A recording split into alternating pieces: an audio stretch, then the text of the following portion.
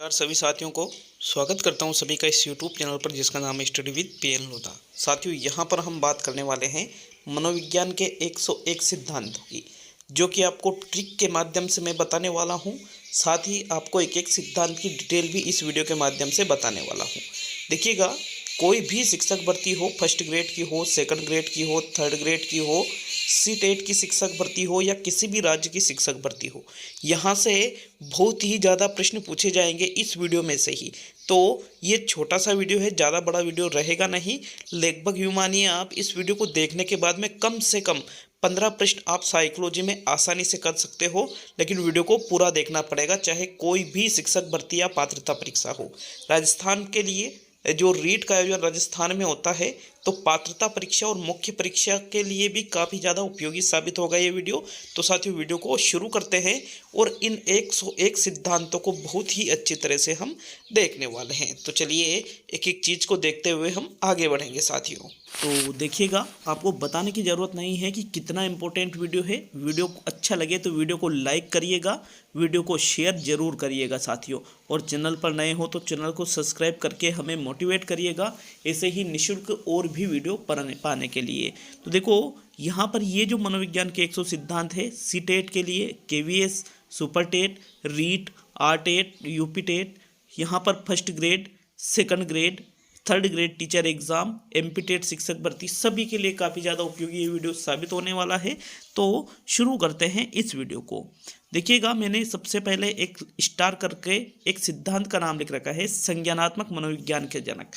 देखिए, संज्ञानात्मक मनोविज्ञान के जनक किसको कहा जाता है? जीन पियाजे को कहा जाता है। इन्होंने एक सिद्धांत दिया था, संज्ञानात्मक विकास का सिद्धांत। साथियों बहुत ही ज़्यादा महत्वपूर्ण है, इसलिए सबसे ऊपर लिखा है, क्योंकि लगभग हर एग्जाम में यहाँ से प्रश्न पूछा ही जाता है।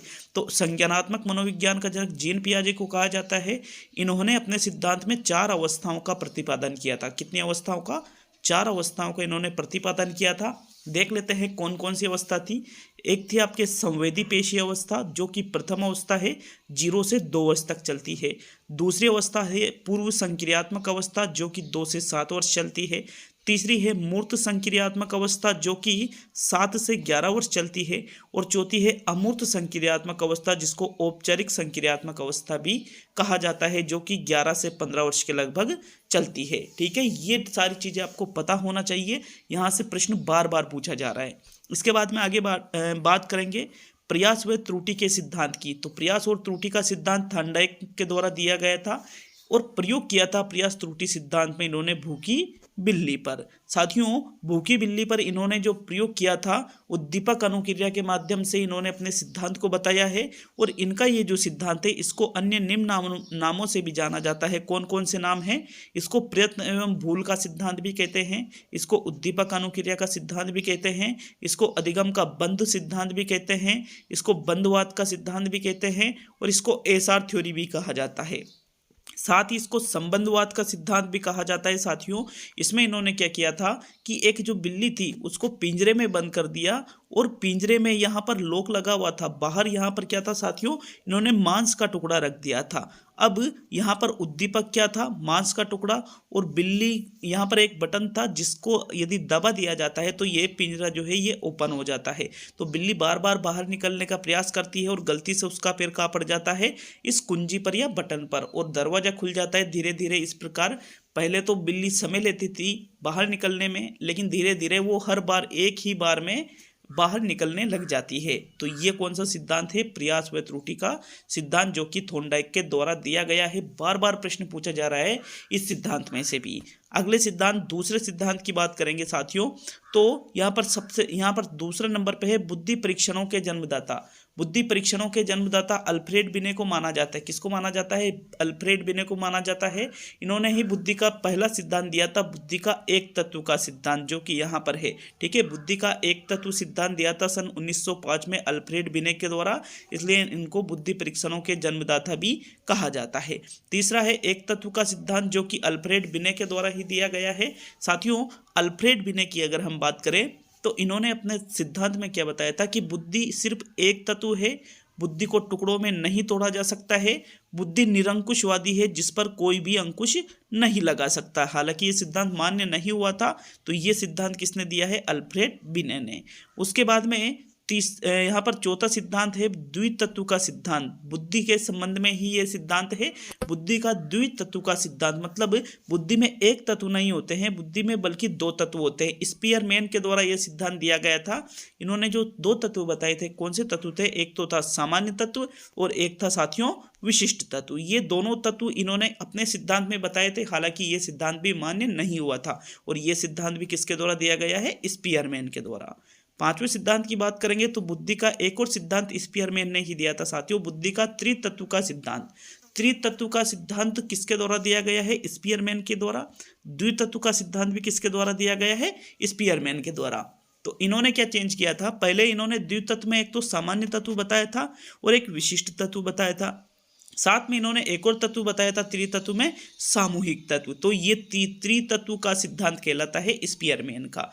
छठे पे आएंगे बुद्धि संरचना का सिद्धांत। बुद्धि संरचना का सिद्धांत गिलफोर्ड के द्वारा दिया गया था साथियों। इसको संक्रिया उत्पाद का सिद्धांत भी कहा जाता है। संक्रिया उत्पाद का सिद्धांत या 3D डायमेंशियल थ्योरी जो भी है, वो भी इसी सिद्धांत को ही कहा जाता है। इन्होंने अपने सिद्धांत में बुद्धि के 3 कारक बताए थे। कौन कौन से कारक थे? कि एक तो होता है संक्रिया, एक होता है उत्पाद और एक होती है विषय वस्तु। मतलब विषय वस्तु, संक्रिया और उत्पाद, ये 3 कारक इन्होंने अपने सिद्धांत में बताए थे। इनके सिद्धांत को बुद्धि संरचना का सिद्धांत कहते हैं, और ये किसके द्वारा दिया गया है? गिलफोर्ड के द्वारा। इसके आप PDF लेना चाहते हो इन 101 सिद्धांतों की, तो हमारे एक टेलीग्राम चैनल है जिसका नाम है साथियों study with PN Lodha. Google पर भी सर्च कर सकते हो study with PN Lodha Telegram channel. वहाँ पर आपको डायरेक्टली वो चैनल ओपन हो जाएगा जहाँ से आप इसकी PDF निःशुल्क ले सकते हो। ठीक है, चलिए 7वें पे आते हैं। तो तरल एवं ठोस बुद्धि का सिद्धांत। साथियों बार बार इस प्रश्न को भी पूछते हैं कि तरल एवं ठोस बुद्धि का सिद्धांत किसके द्वारा दिया गया है? तो तरल और ठोस बुद्धि का सिद्धांत RB केटल के द्वारा दिया गया है। अच्छी तरह से याद रखिएगा, RB केटल का पूरा नाम क्या है? Raymond kettle. क्या है? रेमंड केटल इनका पूरा नाम है, और इन्होंने तरल एवं ठोस बुद्धि का सिद्धांत दिया था कि भाई बुद्धि 2 प्रकार की होती है, एक तो तरल प्रकार की बुद्धि और एक ठोस प्रकार की बुद्धि। 8वें पे आते हैं बुद्धि क और ख का सिद्धांत। ये दिया गया था हेब के द्वारा। किसके द्वारा दिया गया था साथियों? हेब के द्वारा बुद्धि क और ख का सिद्धांत दिया गया था। इन्होंने भी बुद्धि के 2 प्रकार बताए थे कि एक तो बुद्धि क प्रकार की होती है और एक बुद्धि ख प्रकार की होती है। सिद्धांत किसके द्वारा दिया गया? हेब के द्वारा। 9वां है प्रयोगात्मक मनोविज्ञान का जनक। तो प्रयोगात्मक मनोविज्ञान का जनक कहा जाता है विलियम वुंड को। विलियम वुंड को प्रयोगात्मक मनोविज्ञान का जनक इसलिए कहा जाता है क्योंकि विलियम वुंड के द्वारा सन 1879 में जर्मनी में एक सिटी है साथियों लिप्जिंग नामक शहर में, इन्होंने सन 1879 में मनोविज्ञान की प्रथम प्रयोगशाला की स्थापना की थी। इसलिए इनको प्रयोगात्मक मनोविज्ञान का जनक कहा जाता है, और यही माना जाता है कि 1879 से ही आधुनिक मनोविज्ञान की शुरुआत हुई थी। आधुनिक मनोविज्ञान की शुरुआत भी 1879 से ही मानी जाती है, जब इन्होंने मनोविज्ञान की प्रथम प्रयोगशाला जर्मनी के लिप्जिंग नामक शहर में स्थापित की थी। 10वें पे बात करें विकासात्मक मनोविज्ञान का जनक। तो विकासात्मक मनोविज्ञान का जनक किसको कहा जाता है? जीन पियाजे को कहा जाता है साथियों। इन्होंने कौन सा सिद्धांत दिया था? हमने सबसे पहले देखा था संज्ञानात्मक विकास का सिद्धांत भी इन्होंने ही दिया था, और इनको विकासात्मक मनोविज्ञान का जनक भी कहा जाता है। किसको कहा जाता है? जीन पियाजे को कहा जाता है। 11वें पे बात करें तो मूल प्रवृत्तियों का जनक कहा जाता है विलियम मैकडूगल को। साथियों इन्होंने मूल प्रवृत्तियों का सिद्धांत या संवेगात्मक विकास का सिद्धांत दिया था विलियम मैकडूगल के द्वारा ही यह सिद्धांत दिया गया था, जिसमें इन्होंने 14 संवेगों का संबंध 14 मूल प्रवृत्तियों से बताया था। हर एक संवेग का संबंध अलग अलग मूल प्रवृत्ति, जैसे भय नामक एक संवेग इन्होंने बताया और उसका संबंध किस मूल प्रवृत्ति से बताया? पलायन से बताया। तो इस प्रकार 14 संवेग और 14 मूल प्रवृत्तियां इन्होंने बताई है कि भाई हमारे अंदर यदि भय संवेग उत्पन्न होगा तो हम उस जगह से पलायन कर जाएंगे, उस जगह से कहीं दूसरी जगह पर पलायन कर लेंगे। ठीक है, ये था मूल प्रवृत्तियों के सिद्धांत किसके द्वारा? विलियम मैकडूगल के द्वारा, इसलिए इनको मूल प्रवृत्तियों का जनक भी कहा जाता है। नेक्स्ट 12वें नंबर पे बात करें तो क्रिया प्रसूत अनुबंधन का सिद्धांत, जो कि स्किनर क्या BF स्किनर, ब्रूस हज फ्रेडरिक स्किनर इनका पूरा नाम है साथियों, जिसको शॉर्ट में BF स्किनर कहते हैं। इन्होंने एक सिद्धांत दिया था क्रिया प्रसूत अनुबंधन का सिद्धांत, जो कि पुनर्बलन पर आधारित था। किस पर आधारित था? पुनर्बलन पर आधारित इनका ये सिद्धांत था। इनके सिद्धांत को सक्रिय अनुबंधन का सिद्धांत भी कहते हैं। इनके सिद्धांत को नैमित्तिक अनुबंधन का सिद्धांत भी कहते हैं। क्या कहा जाता है? नैमित्तिक अनुबंधन का सिद्धांत भी कहते हैं। इनके सिद्धांत को साधनात्मक अनुबंधन का सिद्धांत भी कहते हैं। साधनात्मक अनुबंधन का सिद्धांत कह दो, नैमित्तिक अनुबंधन का सिद्धांत कह दो, या फिर आप इनके सिद्धांत को साथियों क्रिया प्रसूत अनुबंधन का या सक्रिय अनुबंधन का सिद्धांत कह दो। देखिएगा, इन्होंने इस सिद्धांत में क्या किया था साथियों? स्किनर के द्वारा अपने सिद्धांत में जो प्रयोग किया गया था ये पूर्णतः पुनर्बलन पर आधारित प्रयोग था। किस पर आधारित था? पुनर्बलन पर। हालांकि पुनर्बलन का सिद्धांत किसने दिया है? CL हल के द्वारा पुनर्बलन का सिद्धांत दिया गया है। आगे बात करेंगे 13वें नंबर पे, प्राचीन अनुबंधन का सिद्धांत बहुत ही प्रसिद्ध है। ये जैसे संज्ञानात्मक विकास का है, ऐसे ही प्राचीन अनुबंधन का भी बहुत ही ज्यादा प्रसिद्ध है साथियों। IP पावलोव के द्वारा ये सिद्धांत दिया गया है। इवान पेट्रोविच पावलोव इनका पूरा नाम था। ये सिद्धांत जो है इसको संबद्ध अनुक्रिया का सिद्धांत भी कहते हैं, शास्त्रीय अनुबंधन का सिद्धांत भी इसको कहा जाता है। साथियों, इन्होंने कुत्ते के ऊपर प्रयोग किया था। कुत्ते की लार ग्रंथियों का, यहाँ पर लार ग्रंथियों में छेद करके और उनको एक नली में जो है उसका एक ऐसा सिस्टम किया कि सारी लार उस नली के माध्यम से एक बॉक्स में आ जाए और वहाँ पर उसी आधार पे कुत्ते के ऊपर इन्होंने प्रयोग किया था। साथियों, इनका सिद्धांत इतना ज़्यादा प्रसिद्ध है कि हर बार यहाँ से प्रश्न पूछा जाता है। इन्होंने क्या किया कि अपने सिद्धांत में घंटी के माध्यम से कुत्ते के मुंह में लार का आना करवा दिया था। कुत्ते के मुंह में लार का आना सिर्फ घंटी बजते ही। तो साथियों, ये सिद्धांत है प्राचीन अनुबंधन का सिद्धांत। पहले तो इन्होंने भोजन दिया, भोजन को देखकर कुत्ते के मुंह में क्या आई? लार आई। फिर इन्होंने क्या किया? घंटी बजाई और घंटी बजाने के जस्ट बाद में भोजन दिया, तो वापस कुत्ते के मुंह में क्या आई? लार आई। लेकिन बार बार ये प्रयोग कर रहे, घंटी बजा रहे, भोजन दे रहे, कुत्ते के मुंह में लार का आना, और सबसे अंत में इन्होंने घंटी बजाई जिससे मुंह में लार का आना हुआ। यही है प्राचीन अनुबंधन का सिद्धांत, मतलब हमारा अनुबंधन किसी चीज से हो जाता है।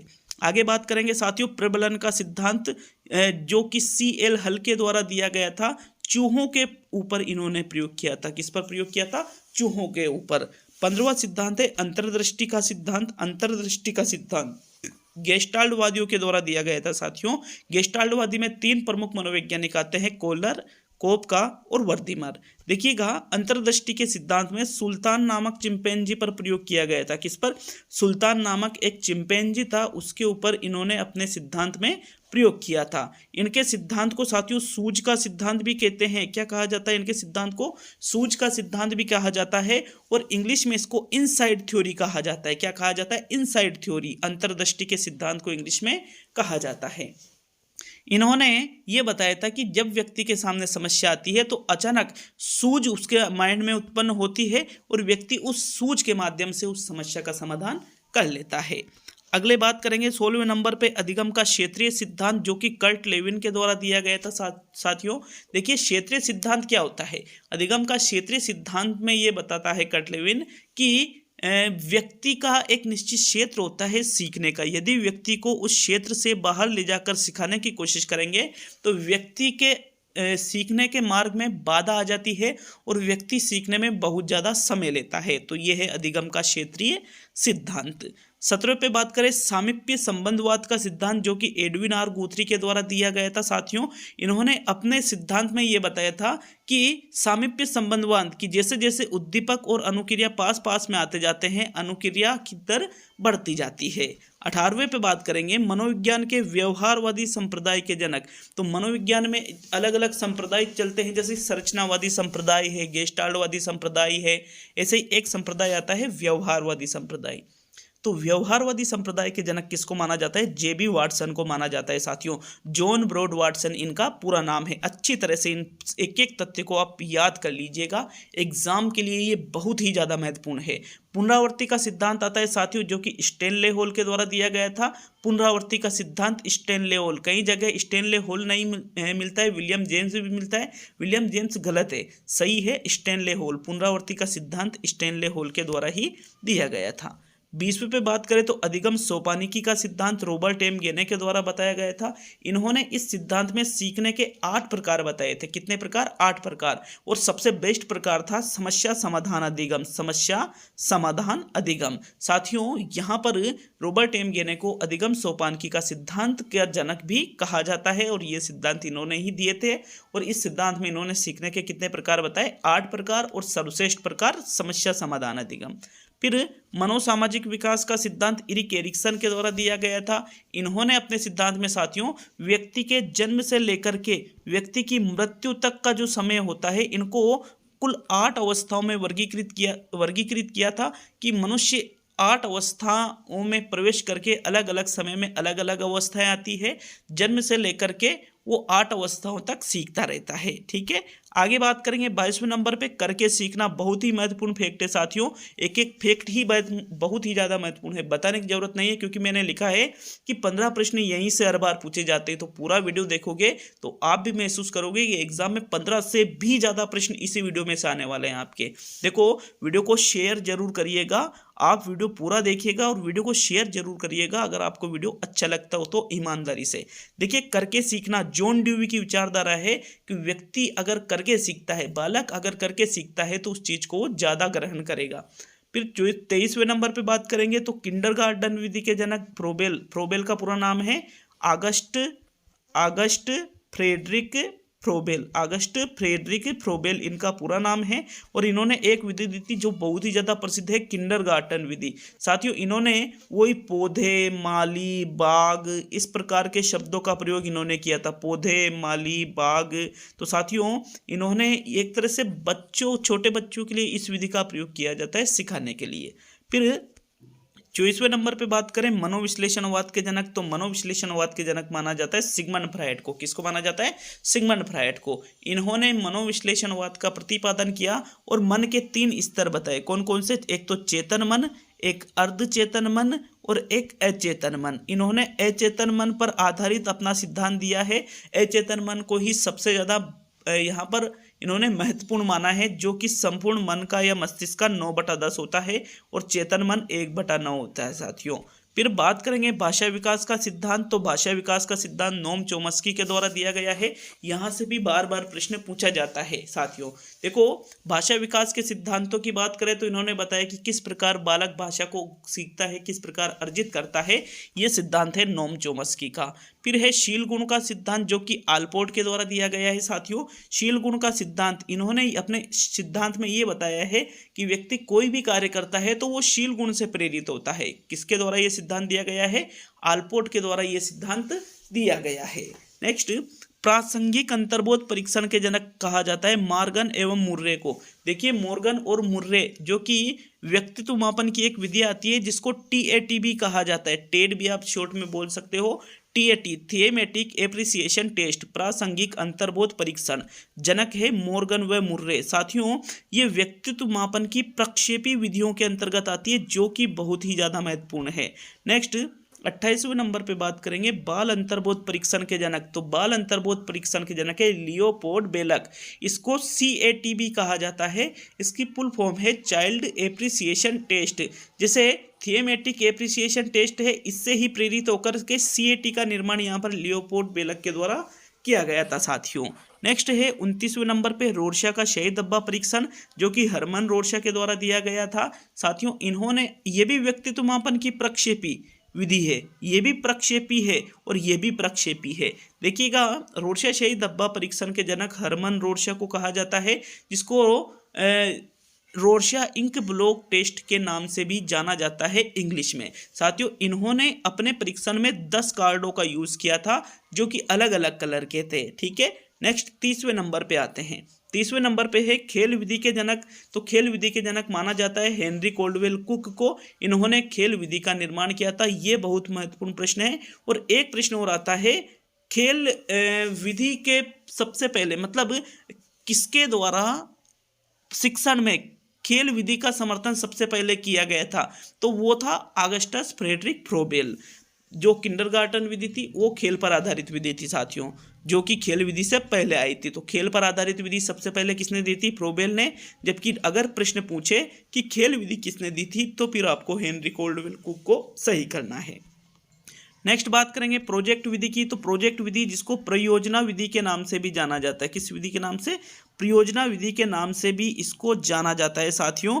और ये जो खेल विधि है, ये जो प्रोजेक्ट विधि है, इसमें भी करके सीखा जाता है। करके सीखना किस पर आधारित है? जॉन ड्यूवी की विचारधारा है करके सीखना। और ये जो परियोजना विधि है, ये जॉन ड्यूवी की जो विचारधारा है करके सीखना, उसी पर आधारित विधि है प्रोजेक्ट विधि। तो प्रोजेक्ट विधि को देने वाले तो किलपेट्रिक है, WH किलपेट्रिक, विलियम हेनरी किलपेट्रिक। और करके सीखना किसने दिया था साथियों? करके सीखना दिया था यहाँ पर जॉन ड्यूवी ने।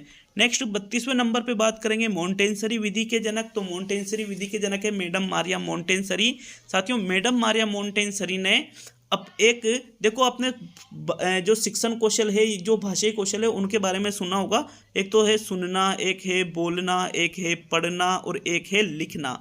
यहाँ पर ये भाषाई कौशल होते हैं। लेकिन मोंटेसरी कहती है कि जो भाषाई कौशल है, सुनना, बोलना, लिखना, पढ़ना, इस प्रकार होना चाहिए।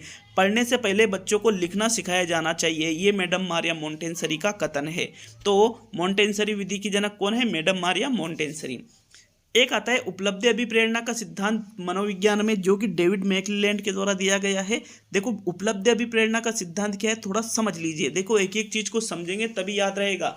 ऐसे रटोगे तो हो सकता है भूल भी जाओ, लेकिन आप चीजों को सुनोगे तो ज्यादा याद रहेगा। उपलब्धि अभिप्रेरणा का मतलब है कि समाज में जिन व्यक्तियों में उपलब्धि अभिप्रेरणा पाई जाती है, वह व्यक्ति हमेशा आगे बढ़ने के लिए प्रेरित होते हैं, हमेशा आगे बढ़ने के लिए कार्य करते हैं।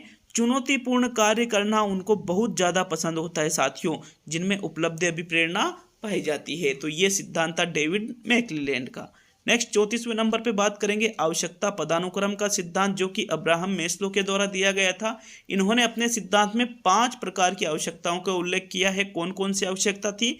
एक थी आपके शारीरिक आवश्यकता, एक थी सुरक्षा की आवश्यकता, फिर उसके बाद थी प्रेम की आवश्यकता, फिर उसके बाद थी सम्मान की आवश्यकता, और सबसे अंत में इन्होंने बताया है आत्मसिद्धि की आवश्यकता। आत्मसिद्धि की आवश्यकता। तो इस प्रकार से एक निश्चित क्रम से इन्होंने बताया कि व्यक्ति की एक आवश्यकता पूरी होती है तो व्यक्ति दूसरी आवश्यकता की ओर बढ़ता है। जैसे उसकी शारीरिक आवश्यकता पूरी हो रही है तो वो फिर सुरक्षा की आवश्यकता की ओर बढ़ेगा, सुरक्षा की आवश्यकता पूरी हो रही है तो वो प्रेम की आवश्यकता की ओर बढ़ेगा, प्रेम की आवश्यकता पूरी हो रही है तो व्यक्ति सम्मान की आवश्यकता की ओर बढ़ेगा, और यह आवश्यकता भी पूरी हो रही है तो सबसे अंत में व्यक्ति आत्मसिद्धि की आवश्यकता की ओर बढ़ता है। तो ये सिद्धांत दिया गया था आवश्यकता पदानुक्रम का सिद्धांत अब्राहम मैस्लो के द्वारा। नेक्स्ट मनोलैंगिक विकास का सिद्धांत, जो कि सिगमंड फ्रायड के द्वारा दिया गया था साथियों। इसमें इन्होंने 5 अवस्थाओं का उल्लेख किया है। कितनी अवस्थाओं का? 5 अवस्थाओं का। नाम सुना होगा।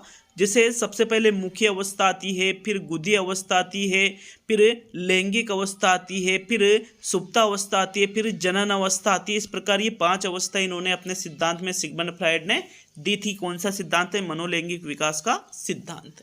नेक्स्ट है सामाजिक अधिगम का सिद्धांत, जो कि अल्बर्ट बंडूरा के द्वारा दिया गया था साथियों। सामाजिक अधिगम का सिद्धांत क्या होता है कि व्यक्ति समाज में जो व्यवहार सीखता है, लोगों को देख करके, उनका प्रेक्षण करके, मतलब उनका अवलोकन करके, अनुकरण के माध्यम से व्यक्ति मतलब जो बालक है वो किसी भी व्यवहार को सीखता है। तो ये है सामाजिक अधिगम का सिद्धांत, जो अल्बर्ट बंडूरा के द्वारा दिया गया था। आपने पढ़ा होगा जीवित जोकर पर प्रयोग, बेबी डॉल स्टडीज।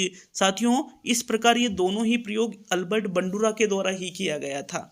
नेक्स्ट नैतिक विकास का सिद्धांत है 37 नंबर पे, जो कि लॉरेंस कोहलबर्ग के द्वारा दिया गया था। नैतिक विकास के सिद्धांत में कोहलबर्ग ने बताया है कि बालक में किस प्रकार से नैतिकता धीरे धीरे विकसित होती है, और इन्होंने अपने सिद्धांत में 3 अवस्थाएं बताई थी। एक तो बताई थी इन्होंने पूर्व परंपरागत, एक बताई थी परंपरागत अवस्था, एक पूर्व परंपरागत अवस्था, और एक उत्तर परंपरागत अवस्था। साथियों नेक्स्ट 38वें नंबर पे है बहुबुद्धि का सिद्धांत। तो बहुबुद्धि का सिद्धांत हॉवर्ड गार्डनर के द्वारा दिया गया था। इन्होंने अपने सिद्धांत में 8 प्रकार की अलग अलग बुद्धि का उल्लेख किया था साथियों। कितनी प्रकार की? 8 प्रकार की जो बुद्धि के प्रकार इन्होंने दिए थे। फिर धीरे धीरे इन्होंने बाद में भी अपने इस सिद्धांत में प्रकार जोड़े थे। हालांकि कुछ मान्य हुए, कुछ मान्य नहीं हुए, लेकिन शुरुआत में तो 8 ही प्रकार की बुद्धि हॉवर्ड गार्डनर के द्वारा अपने सिद्धांत में बताई गई थी। और इनका सिद्धांत किस नाम से जाना जाता है? सीखने का बहुबुद्धि सिद्धांत। नेक्स्ट बुद्धि का त्रितंत्रीय सिद्धांत जो कि स्टर्नबर्ग के द्वारा दिया गया था। इन्होंने बुद्धि के 3 कारक यहाँ पर या फिर बुद्धि के 3 तत्व या बुद्धि के 3 प्रकार अपने सिद्धांत में बताए थे। त्रितंत्रीय सिद्धांत किसके द्वारा दिया गया था? स्टर्नबर्ग के द्वारा दिया गया था साथियों। नेक्स्ट 40वें नंबर पे है स्वप्न विश्लेषण विधि के जनक। तो स्वप्न विश्लेषण विधि के जनक माना जाता है सिगमंड फ्रायड को, क्योंकि सिगमंड फ्रायड मनोविश्लेषणवाद के प्रतिपादक है और अचेतन मन के ऊपर सर्वाधिक इन्होंने बल दिया है। अचेतन मन से ही स्वप्न निकलते हैं, तो यहाँ पर है स्वप्न विश्लेषण विधि के जनक सिगमंड फ्रायड। नेक्स्ट है बालू का सिद्धांत जो कि थॉर्नडाइक के द्वारा दिया गया है साथियों। यहाँ पर बालू का सिद्धांत में इन्होंने बताया था कि जो बुद्धि है इसके छोटे छोटे बालू की रेत के समान बहुत सारे इसके अलग अलग भाग होते हैं। जिस भी भाग से संबंधित समस्या व्यक्ति के सामने आती है वो जो बुद्धि है वो सक्रिय हो जाती है और उस समस्या को दूर कर देती है। इसलिए इस सिद्धांत को बालू का सिद्धांत कहते हैं। किसके द्वारा? थॉर्नडाइक के द्वारा दिया गया है। नेक्स्ट 42 पे आता है बुद्धि का समूह तत्व का सिद्धांत थ्रस्टन एवं केली के द्वारा दिया गया था साथियों।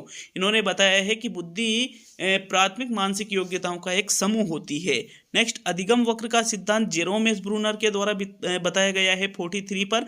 तो डायरेक्टली प्रश्न पूछा जाएगा कि अधिगम वक्र का सिद्धांत किसने दिया? जेरोम एस ब्रूनर ने। बुद्धि का समूह तत्व का सिद्धांत किसने दिया? थ्रस्टन व केली ने दिया साथियों। फिर 44 पे अधिगम अंतरण का समान तत्वों का सिद्धांत जो कि थॉर्नडाइक के द्वारा दिया गया था।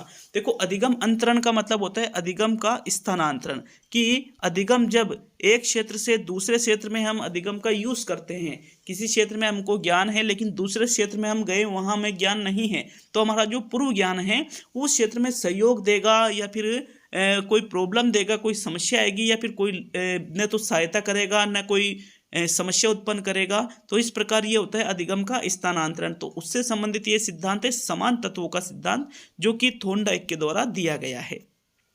शब्द साचार्य परीक्षण फ्रांसिस गाल्टन के द्वारा दिया गया है साथियों। शब्द साचार्य वर्ड एसोसिएट टेस्ट जिसको इंग्लिश में कहा जाता है WAT, वर्ड एसोसिएट टेस्ट, शब्द साचार्य परीक्षण फ्रांसिस गाल्टन के द्वारा दिया गया है। देखिए इसमें क्या होता है कि अलग अलग शब्द होते हैं जिनको एक दूसरे से यहाँ पर बताना होता है कि इसका संबंध इस शब्द से है, इसका संबंध इस शब्द से है, मतलब कुछ शब्द होते हैं निश्चित। ठीक है, नेक्स्ट बात करेंगे 46 पे वाक्य पूर्ति परीक्षण पाइन व टेंडलर के द्वारा दिया गया है साथियों। यह भी व्यक्तित्व मापन की विधि है। इसमें जिस व्यक्ति के व्यक्तित्व का मापन किया जाता है उसके सामने कुछ अधूरे वाक्य दे दिए जाते हैं और उन अधूरे वाक्यों को व्यक्ति पूरा करता है। तो यह है वाक्य पूर्ति परीक्षण जिसको इंग्लिश में कहते हैं SCT, सेंटेंस कंप्लीशन टेस्ट, वाक्य पूर्ति परीक्षण। पाइन व टेंडलर के द्वारा ये परीक्षण दिया गया है। नेक्स्ट है व्यक्तित्व का कारक विश्लेषण सिद्धांत जो कि RB केटल या रेमंड केटल, मैंने ऊपर भी बताया था, जिन्होंने 16 PF प्रश्नावली भी दी थी। 16 PF प्रश्नावली भी RB केटल के द्वारा ही दी गई थी। अभी राजस्थान शिक्षक भर्ती का एक पेपर हुआ था जिसमें ये पूछा गया था कि 16 PF प्रश्नावली किसने दी थी। 16 PF प्रश्नावली भी RB केटल के द्वारा ही दी गई है साथियों। नेक्स्ट है संवेगात्मक विकास का सिद्धांत विलियम मैकडूगल के द्वारा दिया गया है। मैंने कहा है कि मूल प्रत्ययों की बात की जाए, संवेगों की बात की जाए, आपको पता नहीं हो और विकल्प में विलियम मैकडूगल हो तो बेशक आप उसको सही करके आ जाना साथियों। इन्होंने 14 संवेग बताए थे अपने संवेगात्मक विकास के सिद्धांत में और 14 ही संवेगों का संबंध 14 मूल प्रत्ययों से बताया था। ठीक है, नेक्स्ट 49 पर आते हैं मनोसांस्कृतिक विकास का सिद्धांत जो कि वाइगोस्की के द्वारा दिया गया था। इसमें इन्होंने बताया था कि भाई किस प्रकार से व्यक्ति में सांस्कृतिक गुणों का विकास होता है। विकासात्मक संवेग का सिद्धांत ब्रिजेज के द्वारा दिया गया था साथियों। NCERT से भी मैंने बहुत सारी यहाँ पर फैक्ट इस वीडियो में निकाले हैं। NCERT में से भी बहुत सारी चीज़ें निकाल के आपके सामने बिल्कुल निःशुल्क लाया हूँ। तो ये इतनी मेहनत होती है, चैनल को सब्सक्राइब करने में आपका कुछ भी नहीं जा रहा है। चैनल को सब्सक्राइब जरूर करिएगा साथियों, प्लीज़ रिक्वेस्ट है आपसे मेरी, अगर नहीं कर रखा है तो। नेक्स्ट 51 पे है सामाजिक निर्मितवाद का सिद्धांत। सामाजिक निर्मितवाद का सिद्धांत भी वाइगोस्की के द्वारा ही दिया गया था साथियों। संवेगों का जेम्स लेंगे का सिद्धांत, जेम्स लेंगे का सिद्धांत देखो, संवेगों का जेम्स लेंगे का सिद्धांत नाम से ही पता चल रहा है। जेम्स लेंगे का सिद्धांत जेम्स लेंगे ने दिया है। केननबार्ड का सिद्धांत केननबार्ड ने दिया है। ये NCERT पर आधारित तथ्य हैं। तो केननबार्ड का सिद्धांत, जेम्स लेंगे का सिद्धांत दोनों ही संवेगों से संबंधित है। जेम्स लेंगे पूछे तो जेम्स लेंगे का सिद्धांत आएगा, केननबार्ड पूछे तो केननबार्ड का सिद्धांत आएगा। नेक्स्ट 54 शाब्दिक अधिगम का सिद्धांत जो कि डेविड आसुबेल के द्वारा दिया गया है। किसके द्वारा? डेविड आसुबेल के द्वारा शाब्दिक अधिगम का सिद्धांत दिया गया है। नेक्स्ट वैयक्तिक विभिन्नता का सिद्धांत या वैयक्तिक भिन्नता का सिद्धांत फ्रांसिस गाल्टन के द्वारा दिया गया है। देखो सबसे पहले व्यक्तिगत भिन्नता के बारे में फ्रांसिस गाल्टन के द्वारा ही बताया गया था, इसलिए व्यक्तिगत भिन्नता का जनक भी फ्रांसिस गाल्टन को ही माना जाता है। तो व्यक्तिगत भिन्नता का सिद्धांत कि भाई प्रत्येक व्यक्ति में कुछ न कुछ भिन्नता जरूर पाई जाती है, चाहे वो किसी भी प्रकार की हो, चाहे वो शारीरिक भिन्नता हो, मानसिक भिन्नता हो, सामाजिक भिन्नता हो, अभिरुचात्मक हो या फिर अभिवृत्ति संबंधी भिन्नता हो, किसी न किसी प्रकार की भिन्नता सभी व्यक्तियों में पाई जाती है। नेक्स्ट आगे बढ़ेंगे व्यक्तित्व का समाजशास्त्रीय प्रकार का सिद्धांत। तो व्यक्तित्व का समाजशास्त्रीय प्रकार का सिद्धांत स्प्रेंगर के द्वारा दिया गया था। किसके द्वारा? स्प्रेंगर के द्वारा दिया गया था साथियों। अंतर्मुखता बहिर्मुखता का सिद्धांत हेंस आइंजैक। देखो एक आता है अंतर्मुखी बहिर्मुखी का सिद्धांत, अंतर्मुखी बहिर्मुखी, तो वो कार्ल युंग या कार्ल जुंग या कार्ल यंग के द्वारा दिया गया था। लेकिन अगर प्रश्न आए अंतर्मुखता बहिर्मुखता का सिद्धांत किसने दिया, तो हेंस आइंजैक ने दिया था कि जो अंतर्मुखता वाले होते हैं वो निराशावादी होते हैं, जो बहिर्मुखता वाले होते हैं वो आशावादी होते हैं। नेक्स्ट त्वरित या आकस्मिक विकास का सिद्धांत स्टैनले हॉल के द्वारा दिया गया था कि व्यक्ति में अचानक से किशोरावस्था में बहुत सारे गुण या किशोरावस्था के लक्षण प्रकट हो जाते हैं अचानक से त्वरित तीव्र गति से। तो साथियों यह है त्वरित या आकस्मिक विकास का सिद्धांत जो कि स्टैनले हॉल का है। जबकि 59 पे है क्रमिक विकास का सिद्धांत जो कि थॉर्नडाइक, किंग और होलिंगबर्ग के द्वारा दिया गया है। इन्होंने अपने सिद्धांत में बताया था कि किशोरावस्था में जो गुण उत्पन्न होते हैं, किशोरावस्था से संबंधित जो लक्षण पैदा होते हैं वो अचानक से नहीं आते, बिल्कुल वो आराम से धीरे धीरे एक निश्चित क्रम में वो चीज़ें विकसित होती है। तो ये है क्रमिक विकास का सिद्धांत। नेक्स्ट है शिक्षा मनोविज्ञान के जनक। तो शिक्षा मनोविज्ञान के जनक थॉर्नडाइक को माना जाता है साथियों। इन्होंने शिक्षा मनोविज्ञान की एक पुस्तक आती है एजुकेशन साइकोलॉजी। किस नाम से आती है?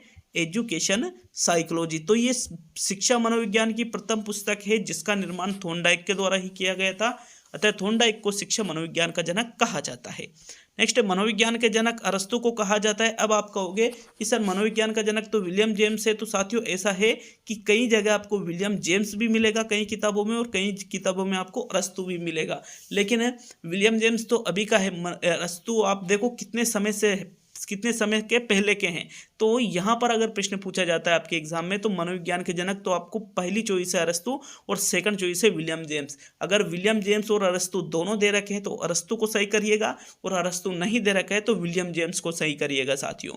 नेक्स्ट 62 पे है अमेरिकी मनोविज्ञान के जनक। तो अमेरिकी मनोविज्ञान के जनक माना जाता है विलियम जेम्स को। देखिए अमेरिका में इन्होंने मनोविज्ञान की नींव रखी थी, इसलिए अमेरिकी मनोविज्ञान का जनक है विलियम जेम्स। और अगर डायरेक्टली प्रश्न पूछे कि भाई मनोविज्ञान के जनक कौन है तो फिर अरस्तु को आप सही करोगे। आत्म संप्रत्यय की अवधारणा के जनक। तो आत्म संप्रत्यय की अवधारणा के जनक भी विलियम जेम्स ही है साथियों। देखिएगा इनकी एक पुस्तक थी जिसमें इन्होंने सबसे पहले आत्म संप्रत्यय की अवधारणा प्रस्तुत की थी, इसलिए विलियम जेम्स को आत्म संप्रत्यय की अवधारणा के जनक कहा जाता है। फिर है बहुखंड बुद्धि का सिद्धांत, जो अपन ने ऊपर पढ़ा था बालू का सिद्धांत रिपीट हुआ है ये। तो देखिए बालू का सिद्धांत या बहुखंड बुद्धि का सिद्धांत थॉर्नडाइक के द्वारा दिया गया है। मैंने आपको ऊपर डिटेल बता दी कि किस प्रकार की बालू के समान यहाँ पर छोटे छोटे मस्तिष्क में यहाँ पर अलग अलग प्रकार की बुद्धि होती है। तो इस प्रकार मैंने ऊपर बता दिया था। नेक्स्ट है सामान्य एवं विशिष्ट तत्वों का सिद्धांत, जो कि स्पीयरमैन के द्वारा दिया गया है साथियों, जिसको बुद्धि का द्वितत्व सिद्धांत भी कहते हैं, जिसको बुद्धि का द्वितत्व सिद्धांत भी कहते हैं। नेक्स्ट है सबलीकरण का सिद्धांत, जो कि CL हल के द्वारा दिया गया था साथियों। सबलीकरण का सिद्धांत जो है इसको पुनर्बलन का सिद्धांत भी कहते हैं। किसका सिद्धांत? पुनर्बलन का सिद्धांत भी इसको कहा जाता है। नेक्स्ट है चालक अंतर्नोद या परनोद का सिद्धांत, ये भी हल के द्वारा ही दिया गया है, CL हल के द्वारा। मतलब हल का पूरा नाम क्या है? CL हल, क्लार्क लेविन हल इनका पूरा नाम है। नेक्स्ट है अधिगम का सूक्ष्म सिद्धांत, जो कि कोलर के द्वारा दिया गया है, और खेल प्रणाली के जन्मदाता है अगस्टस फ्रेडरिक फ्रोबेल। देखो एक चीज है, खेल विधि के जनक पूछे आपसे, खेल विधि के जनक, तो आप करोगे हेनरी कोल्डवेल को। खेल प्रणाली के जन्मदाता तो फिर आपको फ्रोबेल करना है, क्योंकि फ्रोबेल ने किंडरगार्टन विधि दी थी, उसमें इन्होंने खेल का प्रयोग किया था साथियों, किंडरगार्टन विधि में। ठीक है, खेल पर आधारित विधि थी, इसलिए खेल प्रणाली के जन्मदाता अगस्टस फ्रेडरिक फ्रोबेल को माना जाता है। नेक्स्ट बात करेंगे 70वें नंबर पे स्वप्न विश्लेषण विधि के प्रतिपादक। तो स्वप्न विश्लेषण विधि के प्रतिपादक भी सिगमंड फ्रायड को माना जाता है। यहाँ पर ये भी कुछ फैक्ट हो सकता है, 2-5 फैक्ट 100 में से रिपीट हो जाए, लेकिन रिपीट होते हैं तो अच्छी बात है, ताकि आपको वो चीज़ स्थायी रूप से याद रहे। तो स्वप्न विश्लेषण विधि के बारे में भी मैंने आपको बताया था कि स्वप्न का विश्लेषण किया जाता है और उसके आधार पर व्यक्तित्व का मापन किया जाता है कि कितना उसको स्वप्न याद रहा, आधा स्वप्न याद रहा या पूरा स्वप्न याद रहा या बिल्कुल भी याद नहीं रहा। इस प्रकार से उसके व्यक्तित्व का मापन कर लिया जाता है। नेक्स्ट है डाल्टन विधि। डाल्टन विधि के जनक है कुमारी हेलन पारकस्ट। कुमारी हेलन पारकस्ट के द्वारा डाल्टन विधि का निर्माण किया गया था। नेक्स्ट है बिनेटका विधि। तो बिनेटका विधि के जनक है कार्लटन वाशबर्न। देखो, अमेरिका के बिनेट नामक शहर में इस विधि का निर्माण किया था, इसलिए इसको बिनेटका विधि कहते हैं। किसके द्वारा दी गई थी? कार्लटन वाशबर्न के द्वारा। नेक्स्ट है हुरिस्टिक विधि। हुरिस्टिक विधि के जनक है आर्मस्ट्रॉन्ग। साथियों, हुरिस्टिक विधि को खोज विधि भी कहा जाता है। क्या कहा जाता है?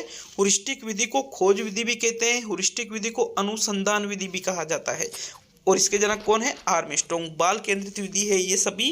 नेक्स्ट समाज मिति विधि के जनक। तो समाज मिति विधि के जनक है जैकब एल मोरेनो। देखिए, जो समाज मिति विधि है, समाज मिति विधि, इस विधि में क्या किया जाता है? नॉमिनेटिंग टेक्निक का सहारा लेकर के समाज में जो सर्वप्रमुख या सर्वप्रसिद्ध व्यक्ति है उसका चुनाव इस विधि के माध्यम से किया जाता है।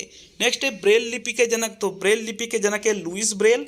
देखिए, ब्रेल लिपि का आविष्कार लुइस ब्रेल के द्वारा किया गया था, इसलिए ब्रेल लिपि के जनक लुइस ब्रेल को कहा जाता है। इस विधि में क्या होता है, या इस विधि के अंतर्गत क्या किया जाता है कि जो अंधे बालक होते हैं उनके लिए इस विधि का प्रयोग किया जाता है, अंधे बालकों के लिए। तो साथियों, ब्रेल लिपि के अंतर्गत अंधे बालकों के लिए इसका प्रयोग किया जाता है और अंधे बालक उस लिपि को छू करके अपने हाथों के माध्यम से महसूस करके पढ़ना लिखना सीखते हैं। ठीक है। नेक्स्ट 76 पे आता है शरीर रचना का सिद्धांत, जो कि शेल्डन के द्वारा दिया गया था और ये सिद्धांत व्यक्तित्व से संबंधित है। किससे संबंधित है? व्यक्तित्व से संबंधित है।